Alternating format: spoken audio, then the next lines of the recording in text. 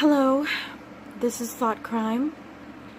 I want to talk about the Mueller investigation, the Russia collusion story, because I actually have an interesting perspective about this, because I was in Russia.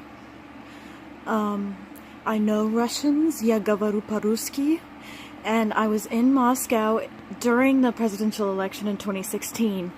And I may have mentioned that I voted for Hillary Clinton by absentee ballot because at that time I was an NPC.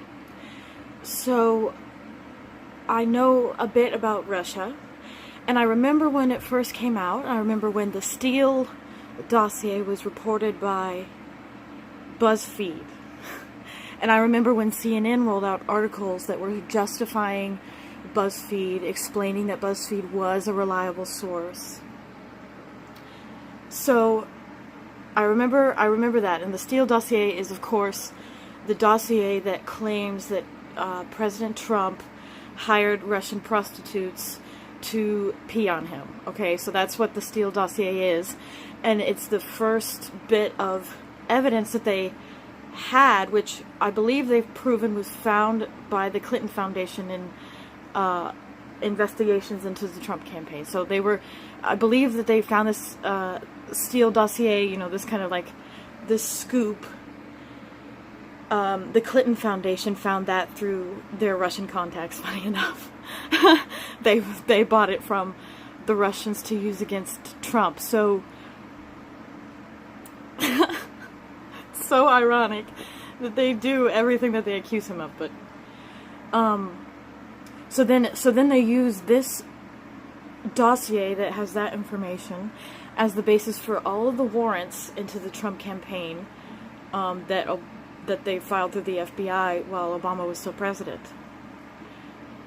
I mean, Sean Hannity talks about this all the time. Nobody ever covers it. So the president is about to declassify all of the documents that he has access to that show what the Democrats have been up to for probably decades and decades.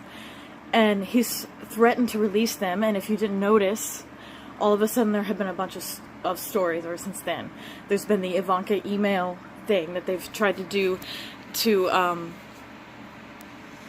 preemptively get people desensitized to the story about Hillary Clinton.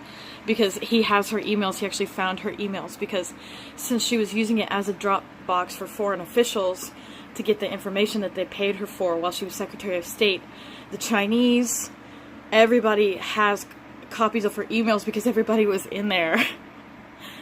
So just her bleach spitting her hard drive only deleted her copies of the information that everybody had access to. So she's really stupid. So it's really not looking good for them, because all of Mueller's witnesses, for some reason, they're sending out into the mainstream media this report about all of Mueller's witnesses being indicted for lying to him, and that doesn't make any sense. And I think they're scrambling. I think they're afraid, and I think the Russia investigation is just the fakest of the fake news. It's as fake as it gets. So the second part of their plan is the perjury trap. And they definitely did a really good job in the fake news, you know, MSNBC, CNN, anything mainstream, maybe even Fox. You remember when they were trotting out Giuliani, and they had the truth is not the truth quote all over the place. The truth is not the truth. Look at these, you know, fake news, Kellyanne Conway alternative facts. Well, actually, that was to obscure the very important thing that Giuliani was trying to communicate to the American people, which is that Mueller is doing this thing, and we now know this because it came out about Paul Manafort and Michael Cohen. This is mostly, you know, like Jeremy, is it Corsi, whatever Corsi's first name is. He was on Tucker Carlson, and he talked about this, but it's obviously, you know, maybe he's not a reliable source. Maybe he's a little bit of an extreme guy. But if they've discredited someone, you know, so bad, you know, like Milo Yiannopoulos, once somebody's been like so discredited, Alex Jones, you know that the globalists are afraid of them at that point. That's the only reason they've been that discredited. So Jerome Corsi, he tells Tucker Carlson this is what they do. They will look through your emails, whatever they have access to as the FBI, they'll look at you. And they'll find something that you don't remember, that you won't remember doing, like talking to some person who's Russian maybe, or like something tangentially related. And then they'll ask you about it. And then you'll say you don't remember, or you won't really know what they're talking about. And maybe even they ask them about something, like in the case of Michael Cohen and Paul Manafort. And probably, I'm sure Jerome Corsi has done some crimes too, but they've done some crimes, tax evasion or whatever it is that Paul Manafort did. They'll ask him about something he doesn't want to talk about, get him to lie. Then they'll charge them with the only crime that they can prove that they committed, which is perjury to the FBI agents when they're questioning them. And then, in order to avoid jail time for the perjury, you agree to testify about things about Trump. Well, now it's all come out that everything that they said about Trump was a lie. And it's obviously just because they were being enticed to come up with something, because it was their only hope to get out of this crazy crime that they had been entrapped in. And I don't know how this can be happening in our country. This is really creepy. And, yeah. The use of the perjury trap method is really weird. I think, especially after Kavanaugh, it's going to be a lot easier to demonstrate to people that all of this is just a political thing. Like, they don't actually care about national security. The Democrats don't actually care about making sure that Trump isn't a foreign agent.